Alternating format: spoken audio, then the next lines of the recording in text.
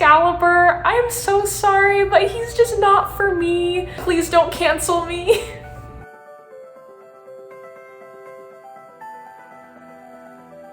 Hello there, my fandom friends, and welcome to another video. Today I'm going to be talking about my experience watching the anime Soul Eater, which came out in 2008 and 2009. This anime was recommended to me by my boyfriend and one of my other close friends, and so I decided to give it a shot. And so this video will basically be me breaking down 7 different points that I have about the show.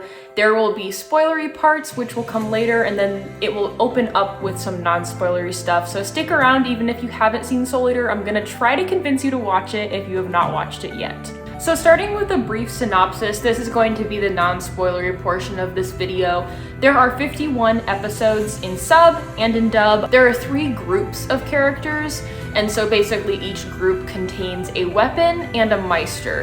And so a weapon is actually a person that will turn into a weapon, and the Meister is the person who wields the weapon. So for example, on my shirt, this female character is Maka, the main character, and then Soul is the weapon, the other main character, she's a Meister. And so they kind of work together as a team. And so basically each team has a goal of using their weapon to destroy any kind of evil force. Then the weapon will eat that person or creature's soul. These kids attend a school, so they have different teachers throughout the animation, but that is basically a brief synopsis. They go on different missions, things like that. Next up is animation.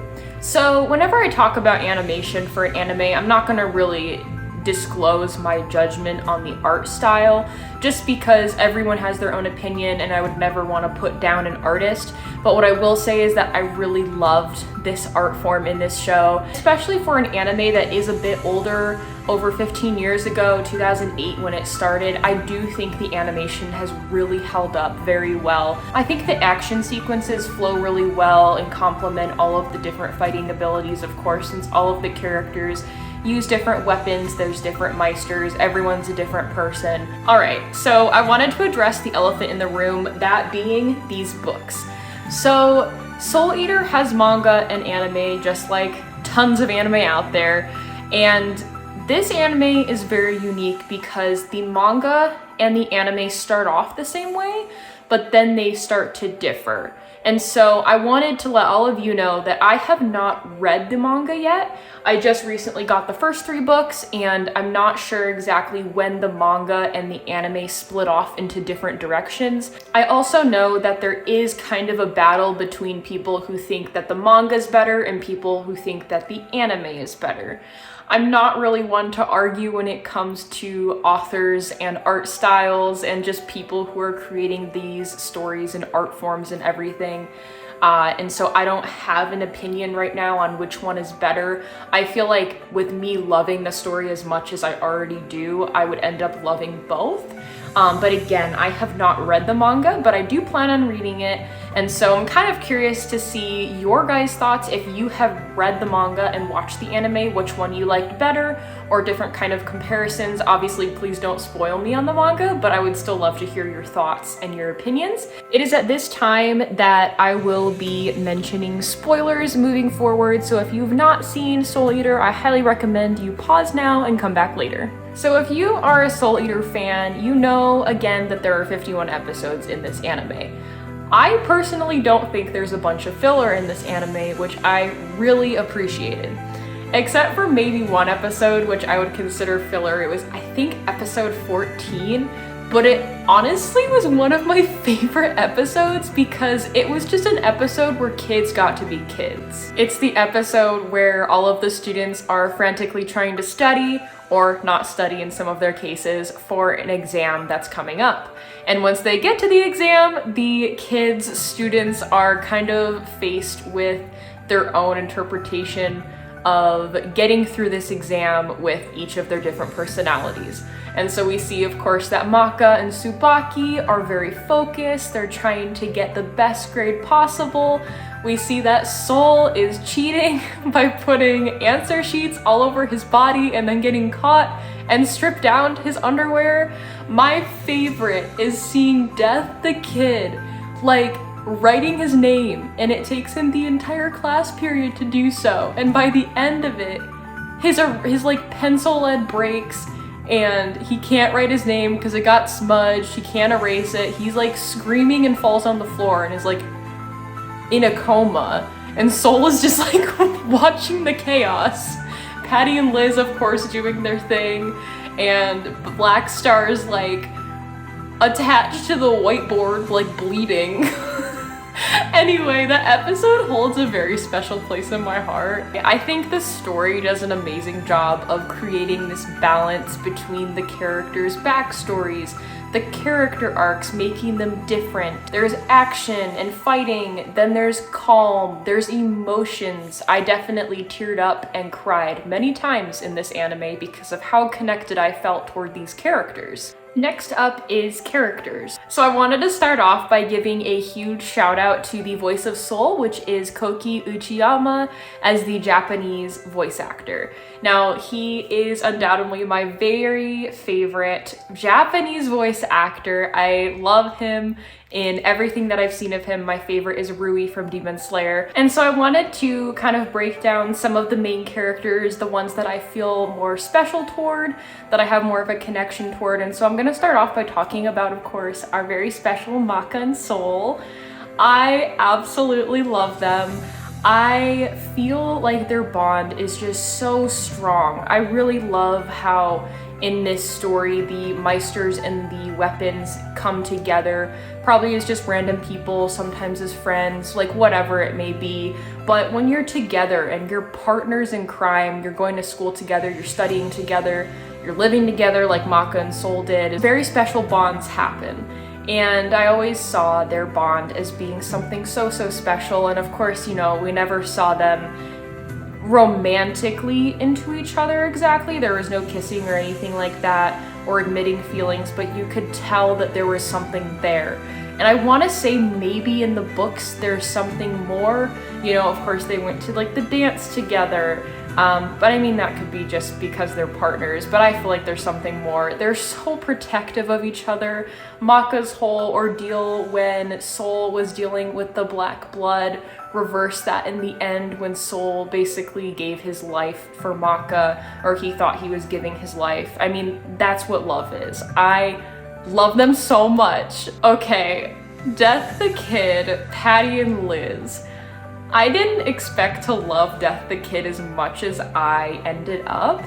He is so funny to me. And Patty and Liz, I didn't really feel too much for them. I think they added some humor, of course, like they always made me laugh. They weren't necessarily my favorites, but Death the Kid with his symmetry ordeal was so good. And related back to Patty and Liz and kind of how weapons and Meisters come together, I really thought it was cool how Death the Kid found them in not really a great situation. They could have been maybe very bad people if they had gone on the path that they were originally on.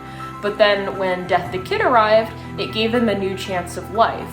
And yes, maybe they're still doing acts of weirdness here and there, but ultimately they are sisters, they love each other, they care for Death the Kid, they care about fighting and using their Meister weapon strength and abilities, going to school. And so I really think it's cool that we got some backstory on how Death the Kid really helped save them and give them another chance of life. Also related back to his whole symmetry thing, I absolutely loved watching them in fights. Like, they were so cool, the three of them. I love how he wouldn't fight when he only had one of his guns. He had to have both of them.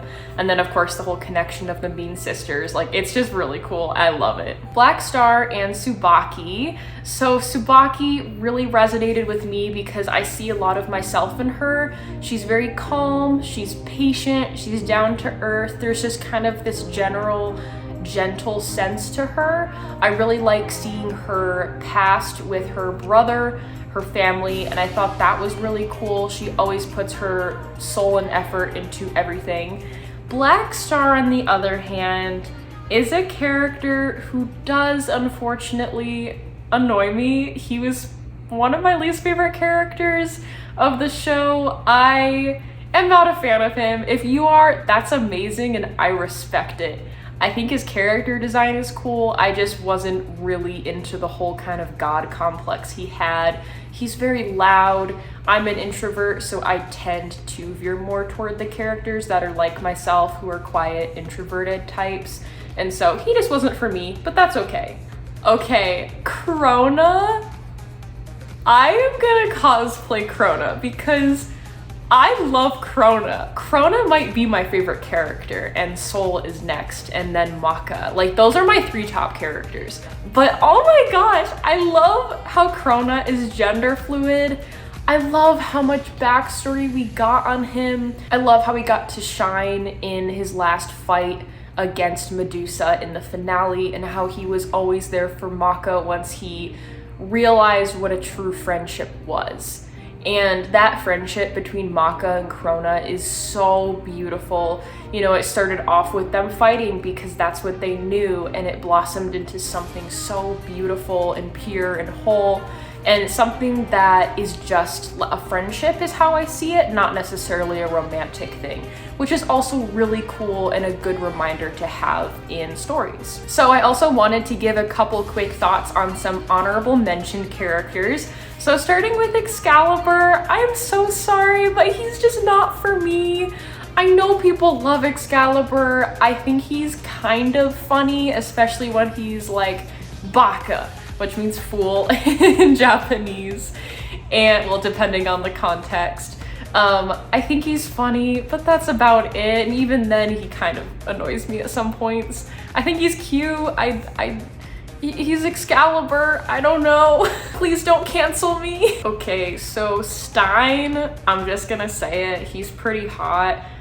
I know that's a common opinion, so I don't feel weird saying it. Also, he's just very interesting, like kind of based off of like Frankenstein, science-y vibes, the whole madness thing. I really dislike Spirit in the first half of the story, and then I kind of started to be okay with him. I think he loves his daughter. Of course, we can see that with Maka and how much he really does care for her. But that does make me question why he maybe made some weird decisions in his past, and I don't know if I really like where he's ended up currently. Death is hilarious. The voice of him is perfect. I liked his connection with Death the Kid, and I had a theory that Death the Kid was, obviously we know that he's Death's son, but I also thought that, what's his name, Asura, the villain that they're fighting in the end, I kind of thought that he might also be a child of Death, and that might be more explained in the manga, but that I don't think was something in the anime. The villains, of course, were very diverse and unique. I really liked how the majority of like the main ones were female. I really enjoyed seeing them. Medusa is like pure evil. I was not expecting her to come back after her fight with Stein. That was crazy. If you have any questions or want me to talk about any other characters or side characters or any of your favorite characters that I didn't mention, please let me know in the comments. Next up is themes. So there are 3 themes in this anime that really seem to resonate with me. So the 3 are basically good versus evil, and part of that is that mad is okay. And when I say mad, I mean mad. 2 being inner strength, and 3 being kind of quiet is still powerful. So of course, in mainly all stories, there's the theme of good versus evil. And in this story, I feel like it took a different and more unique turn because of Stein and the black blood and how that was all talked about. And so kind of the whole theme of being mad or crazy is actually just kind of being different. And so there are many examples of this throughout the anime, but my favorite was always kind of the connection that Maka and Sol had to the black blood. And they both kind of had it in their systems at points in the story, and they both ended up being able to balance it, balancing that madness or that craziness and turning it into something powerful. They weren't letting it control them. So 2, inner strength. I want to talk about Krona in this section. His whole backstory was rough. It made me cry. It made me realize how common and scary child abuse, control, and everything of kind of that parent domination aspect of life is common, and it's not something that's talked about. And we see that after all of these years, Krona was locked in rooms, he wasn't being fed, he was fearful of basically everything. His own mom, where he came from, he didn't really understand. He had kind of a partner that was attached to him, but they weren't always kind to him either. He was trying to find this balance in his life that just didn't exist. And so obviously that's gonna really play a major negative toll on your life. And we see how that progresses through his teenage years, and I'm sure into his adult years, but it seems with the way that the story went, he was able to kind of face that head on and realize that he didn't need to fear the world. There were friendships to be made, and people could help him. Help is okay. And we see in the end of the show, at least, that Krona was strong enough after everything he had been through, child abuse, being locked away, being told he was something that he didn't think he was, trying to find who he is. Even through all of that, he was still able to make a stand against Medusa in the end and help bring her down. He was able to make such a beautiful bond and connection to Maka, someone that they were originally fighting against each other in the beginning. And he saved Marie after he realized what he had done was wrong. He went through so much and had so much inner strength to be able to combat all of those fears that he had throughout his childhood life. And all of these things terrified him. And so that leads me to my next point of quiet is really powerful. And so in this section, I'm thinking about Krona, I'm thinking about Maka, I'm thinking about Tsubaki. Of course, there's so many more, but these are the three that I really resonated with. And this point actually loops back to my first point, and it's about the final episode when Maka is talking about how there's bravery in every single person. That bravery might be mistaken for madness. Basically just everything in that last fight with Maka and Sol giving his life and all the other kids that were trying to help out with this final fight just really spoke to and put into perspective everything that these kids have been working toward throughout this whole story. And I think that Maka's final fight really encapsulated that really well. Tsubaki, briefly, I love her again, and she's the prime example of an introvert, super quiet, but she's still powerful and able in her own way. She uses multiple different weapon forms. She's super patient and saves Black Star so many times, countless times. She never gives up on her partner. And her whole backstory with her brother, never giving up, never faltering and thinking that, okay, if I die, then so be it, but I'm gonna stand up for what I feel is right. And of course, Krona, I kind of already talked about in the last point, but those are three of my main takeaways or themes from this show. I could go on forever, but I just found a lot of this to be super powerful and portrayed throughout the majority of this show. If you have any favorite themes, whether I talked about it or something else that really resonated with you, please share them in the comments. I can't talk in these. I hope you enjoyed that because these teeth are coming out. I can't talk in them, I apologize, but we're moving on. So next up is random. These are just gonna be some points that I just wanted to quickly mention before closing off this video, things I couldn't mention before. Number one, the theme song Resonance slaps. Like, that was such a good song. I was actually hooked on that song before I started watching the anime. It was part of the reason I started watching the anime. And speaking of Resonance, I actually made a trailer with a group of cosplay friends, including myself, a Stein cosplayer, Maka, Death the Kid, Blair, and Spirit, all of which are my friends, my lovely friends, and we kind of made a video in a forest. I had 2 hours to do a photo shoot plus create this video. I directed it and edited it. I will leave it up here if you would like to see. It's pretty short, it's like a minute and a half, so it's worth watching. I really had a lot of fun making it with my friends. I wanted to quickly mention again that Bones is the studio that made Soul Eater, which also includes other animes, popular animes such as My Hero Academia, Bungo Stray Dogs, Full Metal Alchemist, Ouran High School Host Club, and many more. That's about it for my Soul Eater recap and talk. I hope you enjoyed, and please let me know your thoughts. And if you think there's any other anime that you think I would enjoy, please leave your recommendations below. Bye!